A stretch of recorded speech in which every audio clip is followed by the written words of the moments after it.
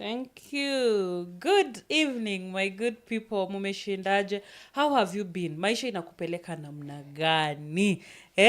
Nafurahi sana na ninakukaribisha to On Mic with Namalwa Chesoli podcast. Hapa sisi tunaongea vile ilivyo. Tunachambua maneno vile ilivyo.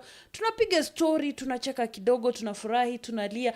Because life is for the living. I want to welcome you to our podcast. Tunaanza hivi, karibia, chukua kiti na maji hapo kando, ukunywe kidogo ukitusikiza. Na ukiwa na swali, uliza, ama ukiwa na opinion tofauti na yetu, pia tuambie tuweze kujua. Na pia ukitaka ukue guest kwa On Mic podcast, tafadhali tupigie simu. Mapema ndio best. Tukupigie, tuongee ukuje hapa tukusikize.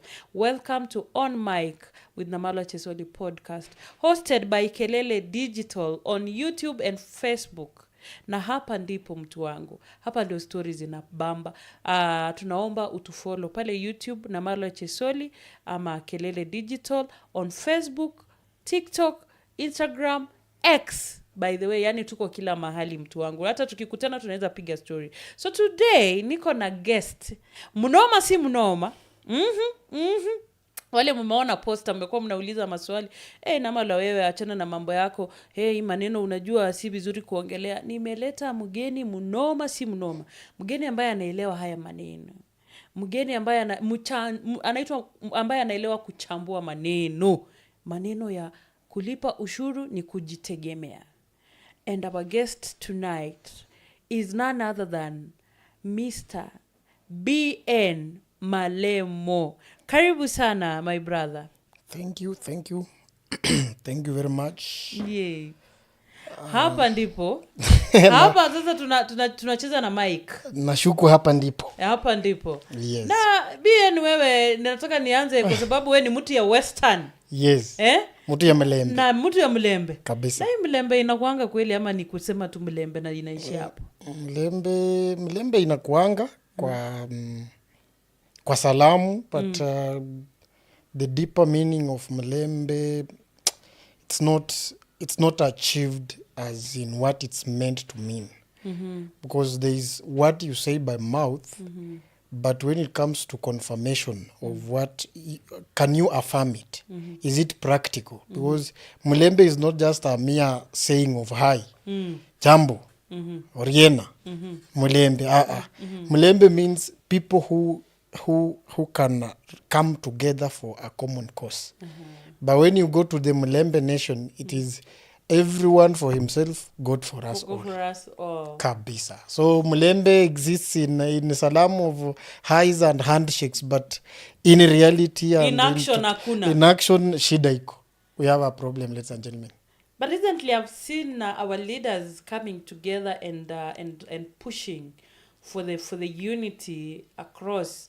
I'm wondering, is it just for political season and period, ama pia inaonekana kwa mambo ya empowerment? Kwa sababu unapata wanasema Mlembe tuungane, but unapata ni siasa tu wanakuja wanawekwa pamoja wanasema tunaenda mrengo hii. Lakini kwa biashara sijaona wakishika waseme sasa biashara deals ziko hapa kujeni. I think that's a good thing, it's a good topic, but it's a story for another day. Because when you start talking about leaders from Western Kenya, let us now sum it up to Western Kenya, because Western Mlembe will extend to Busia, then Trans Nzoia, hizo vitu ukiweka pamoja. Yes. One thing that people have never differentiated is the Mlembe that is referred to by a Luhya person is it has never been part of politics. Like, it has never been what should put someone in power. It has been put as someone that should bring these people together and coexist as one community in one basket. But now this thing has time and time again been used in a wrong way. Because since the day I was born, I've been growing up. I think when I was reading history and government in class 7, class 6, I used to read about Elijah Wanameme, Elijah Mwangale, the likes of Martin Shikuku. These people, the push that they were pushing for back then is still what is being pushed today. So this means coming together for a common cause by leaders is non-existent. It is God for us and everyone for himself. Everybody wants to bring these people together, put them in one basket, and benefit on his behalf. So for their as an personal individual. interests. Life is all about a game of interests. And Senje, let no one ever come to you and tell you, I have your interests at heart. Ask him, which interest do you have that concerns me and they are staying in your heart? It is impossible. Absolutely. So these guys, all of them, everyone, someone will rise today, will tell you, I'm the one who will take you where you are supposed to go. You people of Malembe, you should follow me up. But we have followed them up. People like you are a very good business person, someone who can convert anytime given an opportunity. But if we give you a platform or we give you the microphone in a church or a pulpit and tell you, toa ushuhuda umesaidika na viongozi wangapi in Western region, itakuwa ni kilio. So these are people who do not, they are caring, out of caring for their people. It is never close to their, they are not concerned. They are not concerned. What they are concerned of is they are chasing other billionaires who exist in Kenya. So that they want to make some of us lawyers have billionaires from Western Kenya, but they don't want to, kuna kitu kwa business inaitwa opportunity cost. These guys, they never want to risk to have an opportunity cost where they can forego their interest and say, for the sake of the people of Western, this is what I'm bringing on the table. And other stories, because if we bring them in and begin to tell you that when this community, this person is a president, this person was having this amount of money, and as at this time, this person, his net worth is here. Then you come to Western and say, as at this time, this was a vice president, this was a prime cabinet secretary, this was a speaker, and now net worth of these people who has changed from this thing, this leadership, it is neither here nor there. So it is just a delulu, a camouflage of clueless individuals who are fighting for their own interest. But nevertheless, one thing I encourage people is that life is personal cause. You fight for your own cause. The more we blame them, they can wake up one day and tell you, time mimi nilikuwa natafuta wewe ulikuwa wapi. So wewe ungetafuta ukuje usaidie watu wengine. So we make it a personal responsibility. We fight for it at an individual level, so that in case zile wakati zikifika pia sisi tufike pale juu tusikufanane na hawa wangwana.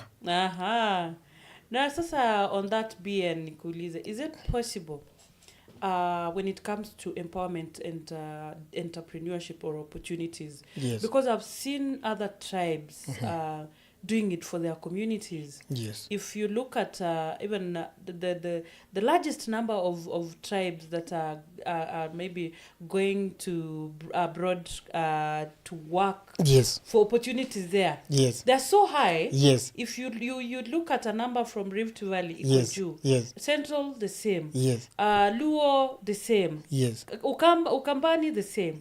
But now when it comes to Western Kenya, yani ile mbali tumeenda ni tumeleta watoto wetu wakuwe watchman na house helps Nairobi. When you use those terms of our own being watchmen and house helps, people will throw stones at you. But unfortunately, that's just a fact. Because if today you walk in the streets of Nairobi, most of the time when you want to you're looking for parking and you want maybe to have a place to put your car, you will leave your car. When you come, you want to pay, someone gives you a number. Once you send money, you will get the name that is very familiar with you. Me, I have not, mimi sijasema. So this informs you that in terms of empowerment, because if you go to Uasin Gishu today, the number of scandals that have been in Uasin Gishu because of people who are supposed to be taken to Finland, others to Australia, Canada, and what have you.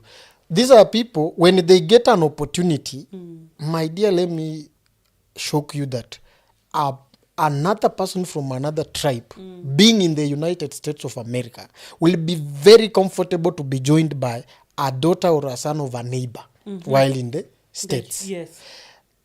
But Aluya, who has managed to secure a seat in the United States of America. In fact, I have one of my own that I know who is a very close friend of mine, who even when the parents died, by the time they were dying, he had changed citizenship. Because he is Aluya. Sasa wewe. So if you begin from there, okay, that one is hizo ni mipango yao walibahatika wakaenda. Now when you come to our leaders, and we have no personal interest or vendetta against any leader whatsoever, but just a small glimpse or analysis of our leaders who come from Mlembe Nation. In terms of empowerment, I want to assure you that it is at zero rate. Because they will argue and tell you how they have employed the son of who. But it's because this person supported your political ambition. Absolutely. Unless you support me for this political ambition, I'm not going to help you, even if you are qualified. If today you see an advert of a person who has qualified, maybe from Western, and you know that person and you are a leader, the first thing you ask, huyu mtu anasupporting nani? Huyu jamani ni wa NASA ama huyu jamani wa Jubilee? Those are some of the questions that you will hear these guys asking before proceeding to help. So for them, they have personalized issues of politics more than interests of the people. Then when you move around maybe for parts of Mount Kenya and other parts of the country, it's not all about maybe getting an opportunity for a person. We have people who have been gifted and talented, even in doing business. But I'm telling you, Aluya, who is a CEO in a state corporation, in any government entity, or in any position that he stands to even, is not giving you that chance. You have already qualified. You have the qualification. You are due to be given that tender or whatsoever, a contract or whatever that is supposed to come, or a job. I want to assure you that Luya will look at the name and know that this name is familiar. I should not be associated with this person. You will be replaced.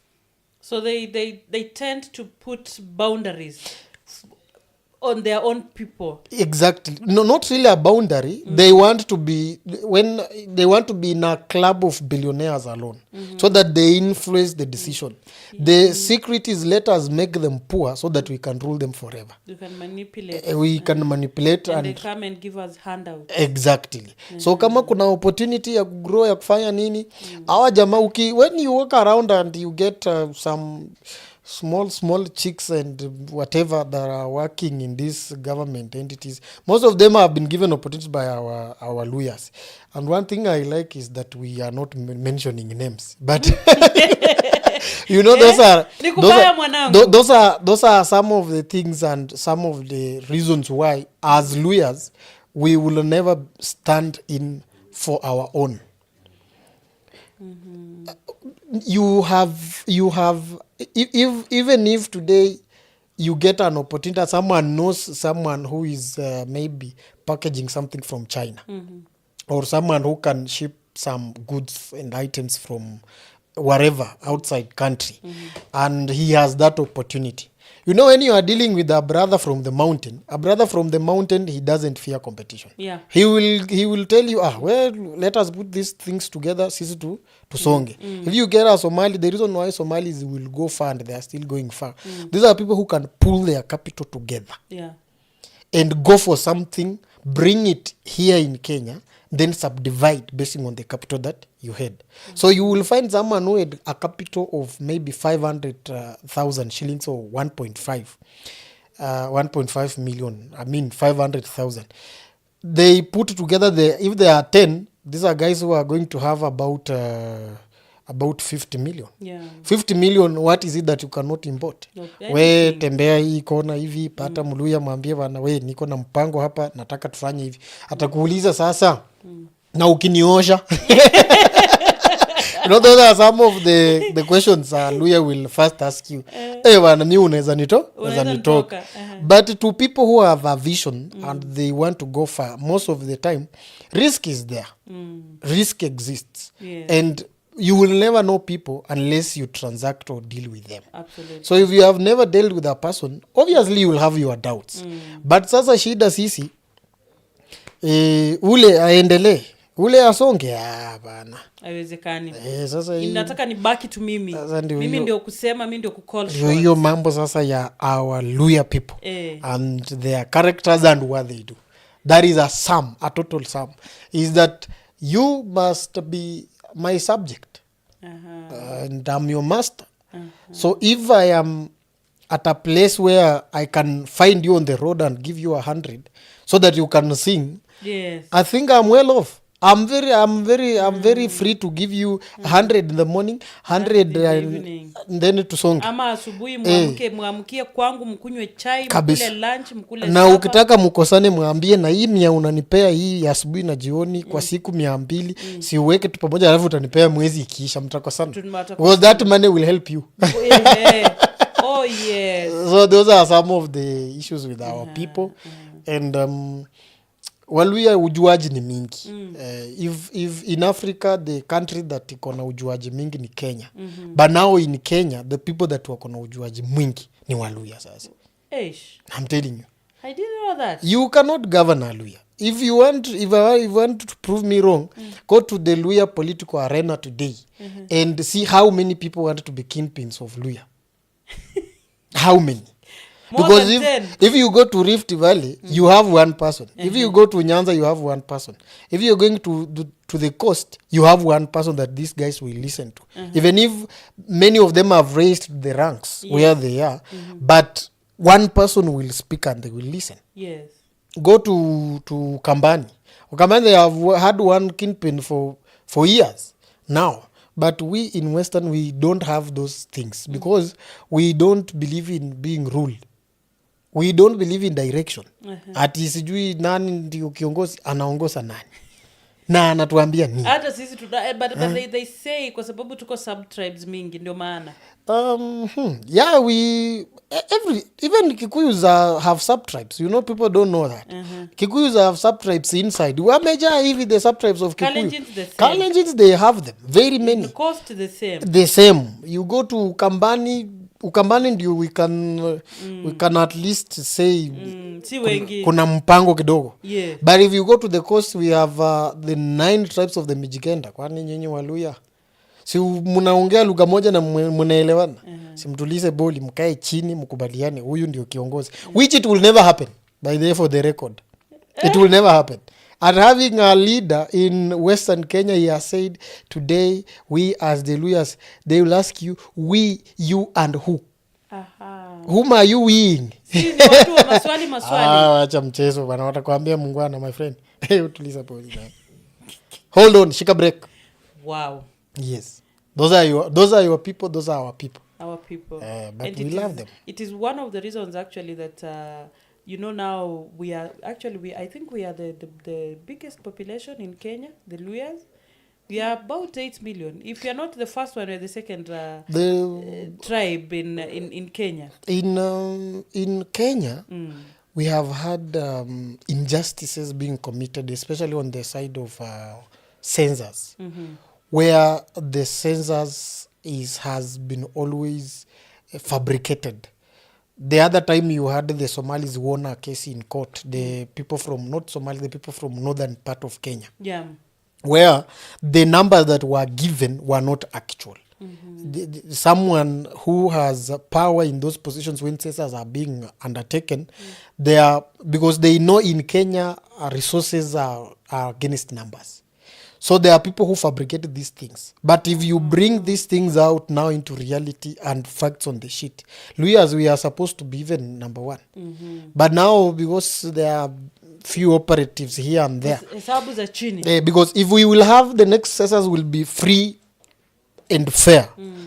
And you know that one gives you a challenge, because if census alone just counting people cannot be free and fair, I don't know how you will get election that is free and fair. So It's not possible. It's okay. It's possible depending on how the leadership of the country decides if it will want to work on facts or it will want to continue working on rumors and fabrications. Yes. Tukiwa pale bado kwa Mlembe. And now we come to our creative industry. Yes. And you know, in Luya, Western Kenya, we have the best artists. Yes. Actually, we have the best talents. Whether it is the artists, the comedians, dancers, hata kwa kanisa, the pastors and the bishop, the best ones. Oh my. Are Luyas. That's amazing. Yes. It is. We are going to heaven. Unajua hata tonganeni tuko na Yesu. I like the religious part. We will revisit. You know, the best Yes. religious leaders are from Western Kenya. Yes.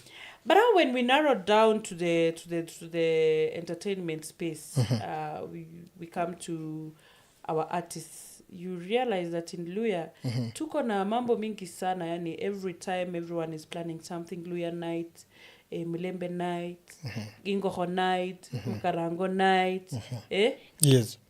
Is it what can you say about it? You know, that exactly, we are still going back to where we have been. You know, there are things people will assume, but they will never bring it out how it is. We had a very reliable candidate by the name Masinde Muliro in Western sometime back. That was 1992, before this guy died or was assassinated per se. So when this guy finally he died, Luyas came out and said this was our candidate. Regardless, all Luyas, we could have supported this guy. But when he was alive, that's not a fact. Those are rumors. You come to Namalwa, you will find the people from Vihiga telling you, you know, we as Luyas. You know, we call ourselves as Luyas on platforms. The reason why our creative industry from Luya... The other day I was watching a drama from our boys. I think this guy who sang a song by the name Vida. Harry Ritchie. Yes. I don't know, telling the creative industry musicians from Bukoma, I don't know, they don't know how to dress. There was a bit of drama. The supremacy battle in Western Kenya has always been between two tribes first, between the Bukusu and the Maragori. Once they have graduated in fighting, they invite these other sub-tribes. You will find a sub-tribe, all of you are Luyas. Then this sub-tribe is telling their son, if you marry from this tribe, this one, they normally make a lot of noise at home, if he's a wife. And not they are all Luyas. Yeah. And one Luya is accusing the other one of being noisy. And then the others, they will tell you, we are kupiga mangumi, you know. So it has a basis where it starts from, and they have never first acknowledged that there is a problem. So when it comes to creative industry, you find someone coming up with a Vulai festival at KICC, Isukuti festival, I don't know it is where. Another one is saying he has Ingoho night. Some of them will come up with Kuku night, others with Silenge night. So you find the reason why all these things are coming up, it's because if you check in detail, they have not been prepared. There is no one that has been prepared by 2 Bukusus or 3 Bukusus who are coming up with an idea of one event. Never. All these different events have come up because these are different sub-tribes. Yeah. So the Maragori ones are coming up with that something. You get Bukusus are coming up with something. The Kisas, the Wanyore, whatever, the Wanyore, Idaho, Cabras and whatever. Everyone wants to take a stage and be able to display his own thing. But if you go to Mukithi night, I've never seen the telling, you know, they are Krinyagas, I don't know but you will go to Mlembe night upate sijui hii poster sijui ni ya Wakisa, hii poster sijui ni ya Wabukusu, piga picha hapa sijui I'm proud to be an Idaho. You have already divided these people. They are no one team. ukiweka wimbo ya mabeka ya bukusu wa huku watiriki watasema tuwekee lelo ni lelo. So it is somehow messy. But it's something that can be rectified, because if we want to, a creative industry, for it to succeed, especially at a local level, you need support from your people. The people who have made Prince Inda to be where he is, it is first his people from Kisumu. These are the people who have decided this is our own. This guy currently, as we talk, is an international artist who is singing local music. So if you are also singing local music, and the reason why you're not going far is because the people who are supposed to support you are not united. Because mimi nikisikia wimbo imeimbwa from kama Swena Lwanyi, that has been sung from either maybe Kakamega or whatever, I must be proud of it. First, it's not because it is not a Bukusu song, but because I can hear what he is talking about. I know what is Lwanyi, I know what is Swena, so I can be able to listen to that music without feelings. Lakini sasa sisi, this one is there, this other one is there, everybody is a king. Then we have had some two kings who have raised from the creative industry who wants to control others. Mimi nimeweka hapa hii yangu, I must show them, I must show them who I am. They should know I can pull crowds.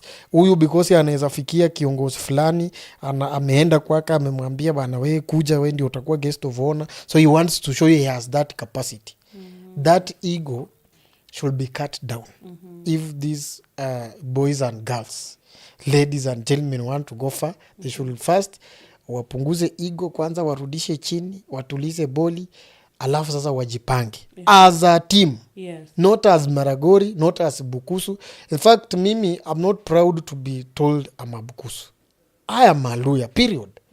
Mambo ya Bukusu kwetu, and the problem with the Luya, he will first tell you mimi ni Muluya, mimi ni Mbubukusu, mimi ni wa clan fulani, mimi kwetu tena mama sijui ni wanne, mimi ni wa mama namba 3, alafu tena kwa kina mama namba 3. So you wonder what are you talking about?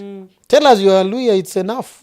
Wachana na story mingi kuprove, because you have viewed another tribe, a sub-Luya tribe has some characters and traits, so you want to run away from that.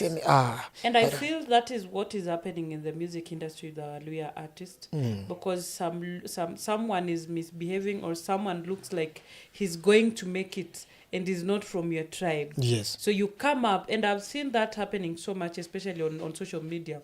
So one is looking for support to gang up against the other. Then the other also is looking for support to gang up against the other. But you realize that even for us to support them, they must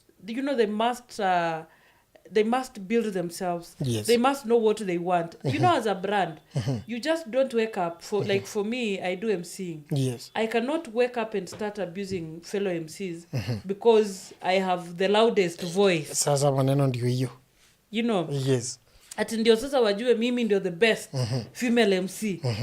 But I believe you can learn from others and up your game or join them so that now going forward, hata wewe mwenzako anaweza kukuitia gig. Ama kama wewe haufanyi unaweza sema wacha mwenzangu akuje. But I feel also there's lack of knowledge and training on social economic empowerment for our artists. Because at the end of the day unapata yani kile kitu mingi wana deal on, especially for our men.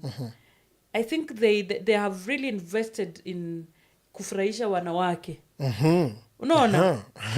Than kutengeneza pesa wajiempower. Salale, that's very serious and dangerous. Na hapo ndo shida inatokea sana. Hapo ndio mambo inachemka. Mambo inachemka sana. Unajua, anyway, one of the reasons why men suffer a lot in this society, and it's not out of context, but the reason why even in creation, God knew very well that it's Eve who communicated with the snake. But the person who received a heavy punishment from that thing was a man. So even nature does not favor man. Anyway, in total sum, most of the problems men are getting is because they want either to prove a woman wrong, or to make a woman happy. Hiyo ndio sasa mipango inafanya. Ukipatana na mtu anapambana, anamangamanga, anazunguka, anafanya nini, most of the time those two factors they are up and running. And the women who are here, you have a daughter, lazima upeleke yeye shule, you have a wife, lazima wakule kwa nyumba, or maybe you have a mother, inafaa ukishashughulika, ukishatenga lazima umtumie kitu. So our creative industry, it should up their game. Because some of them, you hear them accusing each other, sijui huyu alipatikana kwa nyumba ya nani, sijui bila nguo, I don't know who was doing what, sijui nani alikuwa anafanya nini. So these are people who should be called to order, one, and then waambiwe, I think enough is enough. Let us before you have a collab with someone from Kisumu or someone from Eldoret, I think you have your brother here, mumepiga na yeye ngapi? Huyu ni brother yako Maragori, ndugu yangu, anaimba wimbo, umewahi muapproach muimbe na yeye? Hapana. Na mzaza, mbona unatafuta utuletee mtu atuimbie sisi lugha ambayo hatuelewi? So that from there, once we put our energy together as a team, as a force, tukienda pale nje tunaonekana kama watu wenye wako na mpango na watu wenye wako na form. Lakini sasa hii mambo kidogo sijui wa mama, sasa hii inaleta shida kidogo. Inaleta shida. And our dear viewers, I hope you're following. Thank you so much for keeping it up with On Mic with Namalwa Chesoli. And we are live on Kelele Digital pale YouTube, and on Namalwa Chesoli on YouTube, Facebook and TikTok. So kama uko na swali ama ungependa kuchangia, tafadhali leave us a message on TikTok or on Facebook, even on YouTube, and we'll be able to read it out or invite you to our studio so that now you can be our next guest. And also, kama uko na biashara or you provide services and products, we can showcase for visibility. We advertise on our platform. Tukiwa live hivi tu, your business itakuwa pale, our viewers wanaona na wanafurahi, wanajua kumbe this is what you offer as a business, either it is products or services. So for you to do that, to share with us what you do, contact me on 0712 11 27 78. Contact me on 07 12 11 27 78.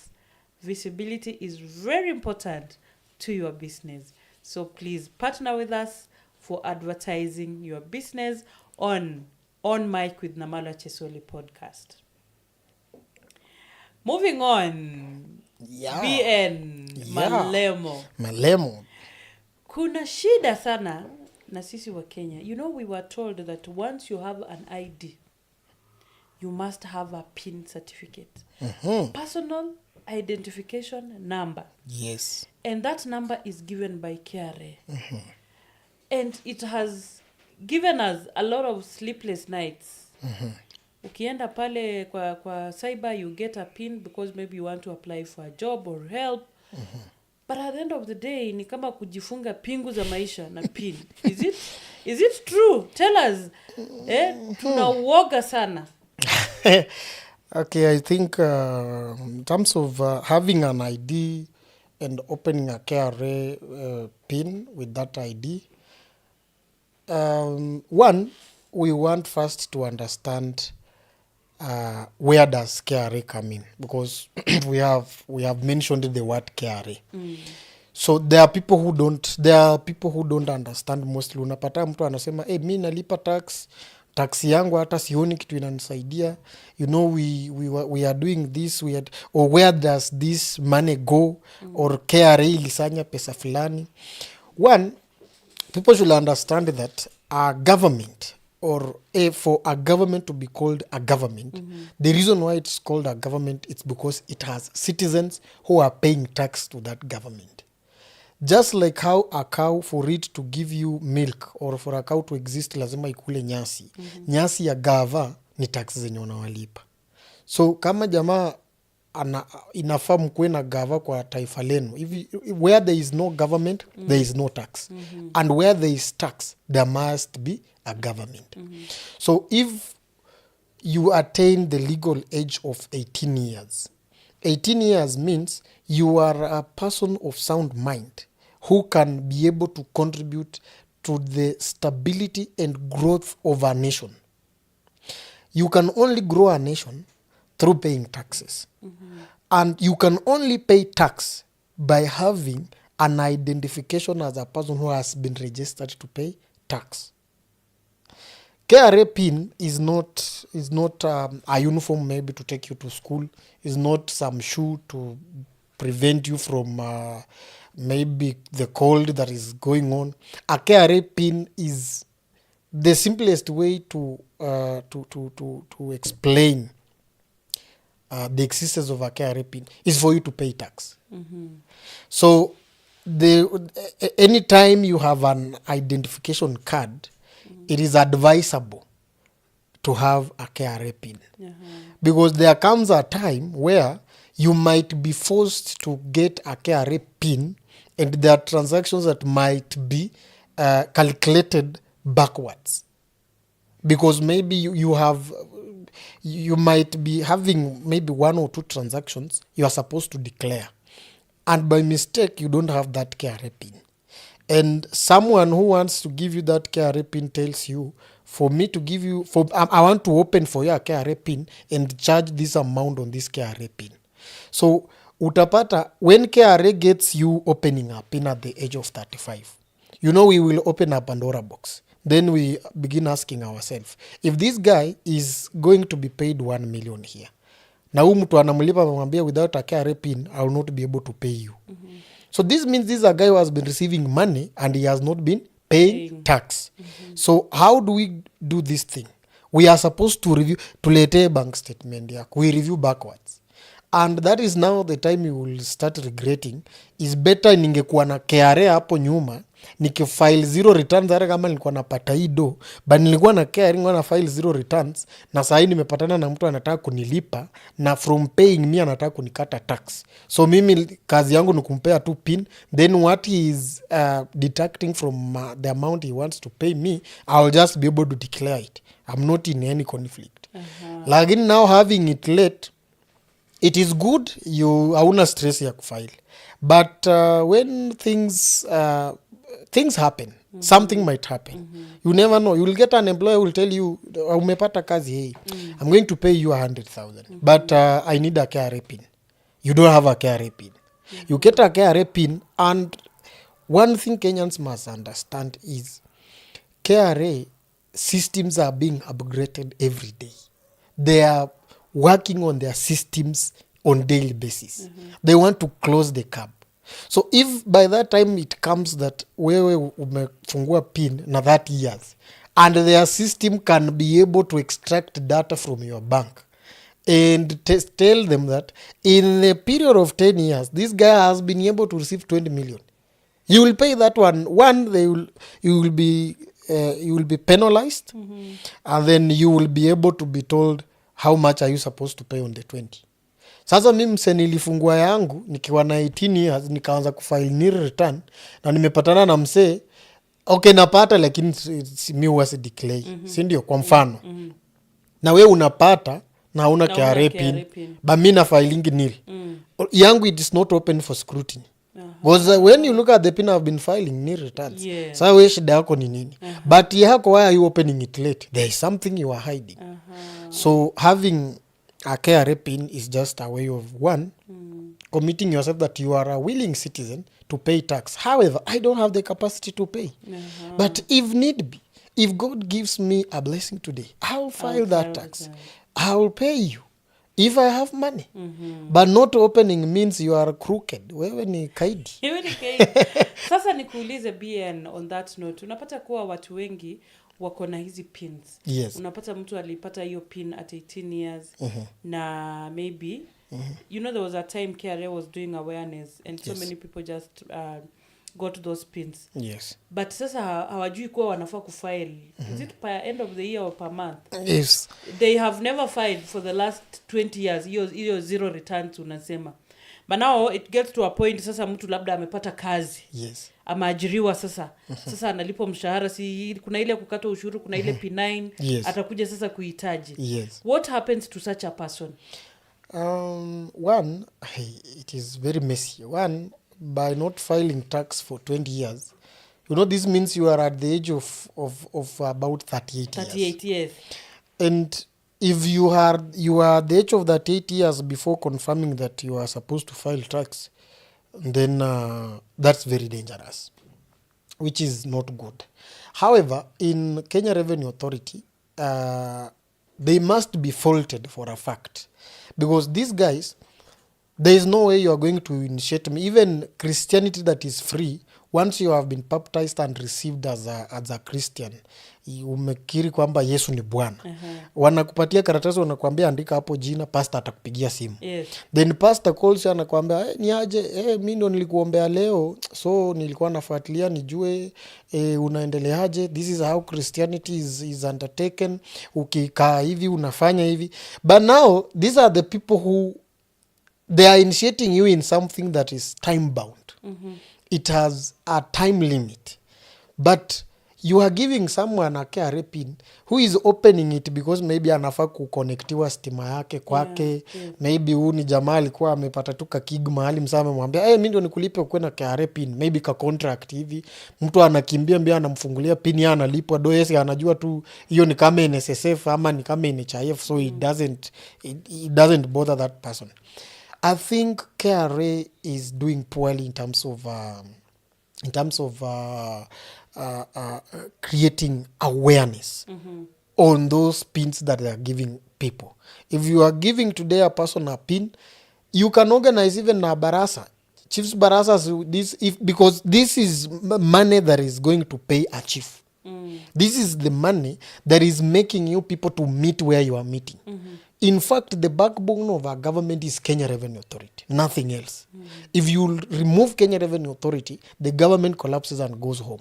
Jimmy Wanjigi was advising citizens that the reason why this government is in place is because we are feeding it with our taxes. If we stop to pay our taxes today, this government will collapse. So if this is what is making you people to exist, then it is within your time frame to ensure the person who is supposed to give me money is aware that it is his duty to give me money. How does he give me this money? And when is he supposed to give me this money? Unaona? So with that one, KRA is totally flat. They don't have the awareness aspect. The awareness aspect is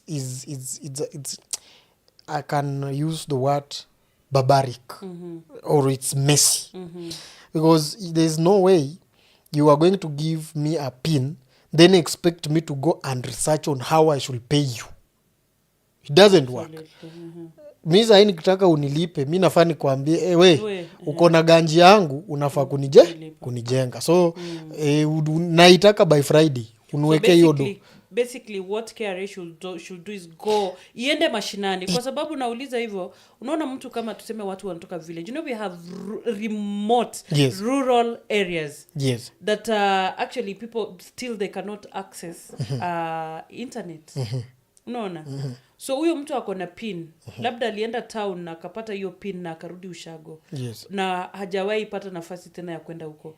Yeye ako na simu, lakini because of course the phone number, the ID and the what, yes, is always linked to your pin. Yes. So I believe when you say awareness, KRA should follow up, maybe even send them short messages to remind them, and maybe mostly is a message, come up with because like if is it possible for them to come up with how watu wako na mulika mwizi, because not all of us are techno savvy.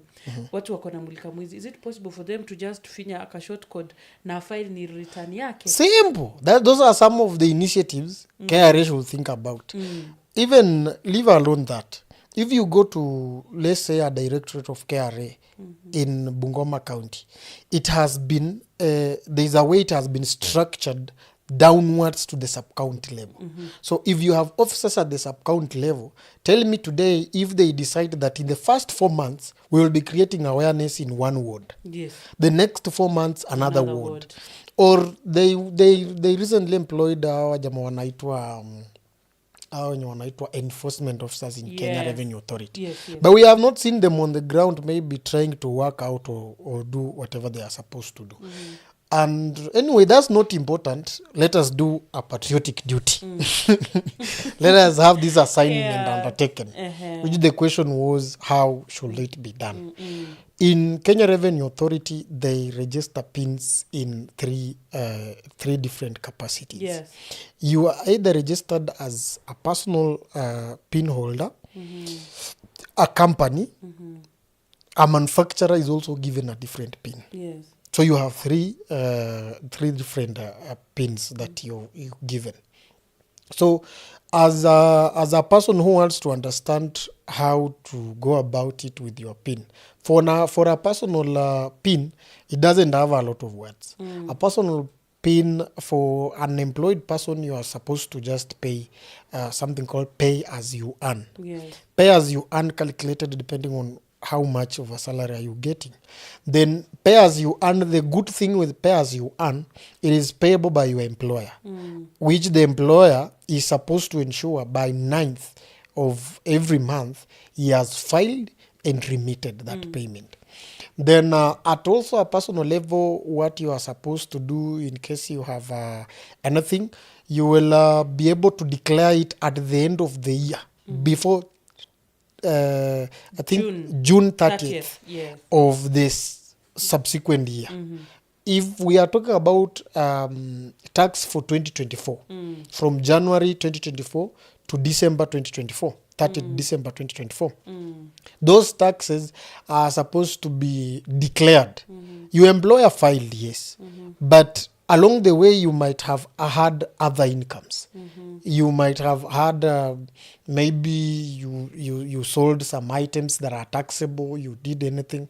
They are supposed now to be declared before 30th of June for that subsequent year. Then for a personal pin also, I think it doesn't have a lot of words. And when we say personal, means personal. Yako.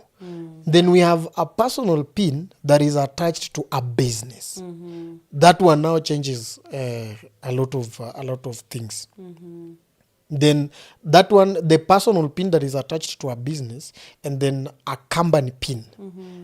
These pins have similarities because all of them are working as companies. Only that yours is a business name which is linked to your KRA personal pin. Then this other one is a company that has been registered by Registrar of Companies that is operating as a separate legal entity from the owner of that transaction. And so under that, yes. Maybe just to ask, when it comes to business, yes, and people who own business and have those pins, you realize that so many of them fear even by the mention of KRA. Yes. Because they believe maze KRA wanaweza kuja kukufungia wakuwekee madeni wataban. Is it what happens mpaka mfanyibiashara afike mahali KRA inamdai mamilioni ya pesa? That's where I think I'm coming. Now, a business, the reason why people fear KRA is because of records. And even before we explore KRA too much, businesses in Kenya have a problem with records. They are run as briefcases. If today you walk into a business of someone, tuseme mtu anauza mboga na ndizi na machungwa na maembe na nini, and ask that person, nisaidie kitabu yako ledger, nione uliingiza maembe hii siku, ilikuwa maembe ngapi, then hii Friday uliuza hivi, Saturday uliuza hivi, hii uliuza hivi. They don't have records, and that is, it gives KRA an advantage. Just as we have explained about having a pin or not having a pin, having it is better. So same to a business. Having records of a business and having a KRA pin it does not worry you anymore, because what makes KRA to use or take advantage of you, I have a friend of mine who has come to me to consult on matters tax, and he was in 2024 the system shows that he had done sales ranging to 5.2 million that were received on his account. Then I asked him, do you have the records of this? Because for us to be able to talk to them and get a solution out of it, we must have a proper record that is functioning. Unfortunately, he had none. So if KRA declares that these were sales that you received and you have not paid VAT, they are right, because you can't prove it's not sales. Unaona? So having a business pin and a company pin, there is no way KRA can be able to interfere with your daily running if you are keeping proper records and engaging yourself in proper tax declaration procedures. Because if I'm selling sugar and I've gone to Mumias Sugar, Cabras, or in a supermarket to buy sugar so that I can be able to come and sell, the first thing I'm supposed to do as a business person is to ensure the person who is selling me sugar is tax compliant. Because if he's going to give me sugar and he's going to give me a VAT receipt, when I come to my shop and I'm selling it to my customers and selling them at a VAT cost, I'm going to have a complete record of input VAT and output VAT. But if I'm going to get sugar through a back door, because in Kenya for you to make a profit, unless you know someone, so you might want to maximize on the profit, of which at the end of the day it ends up to be very expensive, because you will maximize today, transact for 3 years, then KRA comes in and gives you a clean bill of a tax of about 3 million, and you have done business of 5 million. So if you less the two, even the stock alone, it cannot merge. But if you are engaging in a correct tax practice, there is no way interacting with the KRA is going to give you some bit of kizunguzungu and whatever. Kwa hivyo watu wafanye the right thing, waache kuogopa. So KRA kusema ukweli ni ndio inafanya tuko na nchi. Yes. So before we talk about the tax system, have your records in place. And the importance of records, even that one I can be able to dwell there for some time because it's very important. The importance of records in a business is you will buy let's say a phone for about, let's say, an iPhone today, an iPhone 16, it's going for about 150,000. Yeah. Then I will be able to leave my business premises, go order that phone somewhere, or use my bundles and order that phone. Get that phone and come with it, so that I wait for a customer and nipate mmoja wa online after nimerun ad ya hiyo simu. Yes. Ad nimespend 3K, Yes. ama tuseme 4,000. Nimepata customer nimeiuza na 165 or 170. You know, our business people, they will be very comfortable to take 150 minus 170. Manze nimemake 20K bana. Kona 20K. But a business person who is serious, and you will never hear them complaining about KRA. You have some of them who are paying KRA effectively. One, akienda kununua hiyo simu, anataka angalie cost ya kutafuta hii simu kwanza, ndio nitembee kwa mtandao nilinunua data kama ya Yes. Ndio nijitoe kwa duka yangu nene tafuta hiyo simu, nilitumia 250 ama 500. Time yangu niliweka hapo ndani. Tao. Nikawacha kazi zingine zote, kama uko na bibi ulimuacha baridi, wewe ukaenda kutafuta simu. Umeenda umeleta hiyo simu. Kufika na hiyo simu kwenda na kurudi, ukifika kwa shop yako utafanya packaging ya hiyo simu. Yes. Ukishamaliza kupackage hiyo simu, kama umemaliza, utatumia customer, maybe by use of a bus, whatever, ufanye transportation cost, hii simu imufikie. This person who is very keen on the 150,000 he's going to come to have about 10,000 or 12,000 as the cost of getting this phone, or even about 12,000. So utapata huu jamaa kwa hii 150 na ameuza 165 ama 170, amebakisha 8,000 because kwa hiyo 12 anafaa fiche in rent pia. Yes. Place aliuzia hiyo simu si anafaa alipe rent. Hiyo siku aliwasha light always, alitumia stima, alikunywa maji na kama alikuja tao si ulikula. Yes. Unapata in the 20,000 you are supposed to remain with about 1,000 or 1,500. Yes.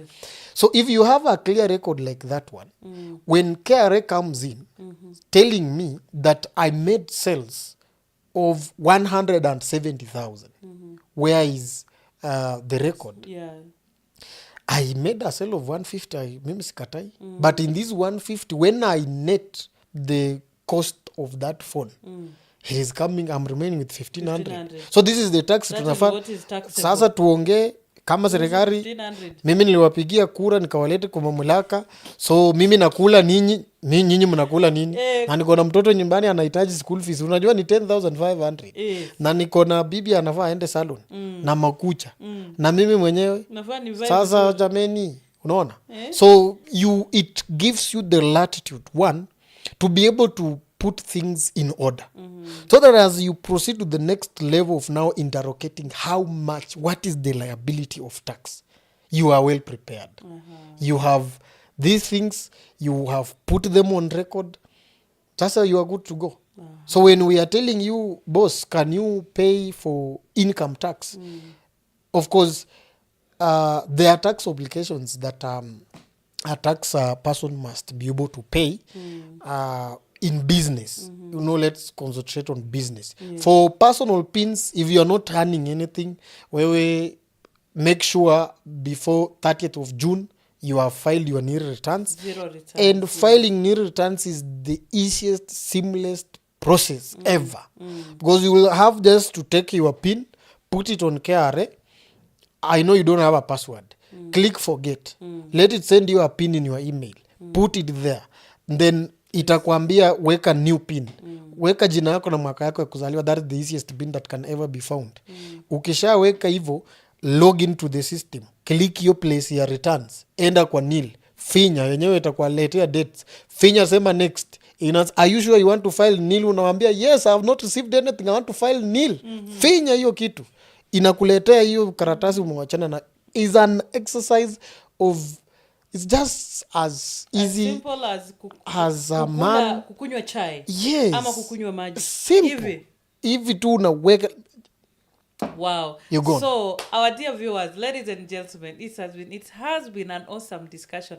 Na hapa on Mike Podcast, leo tunasema it is where you only get exclusive, educative, hilarious conversations all the time.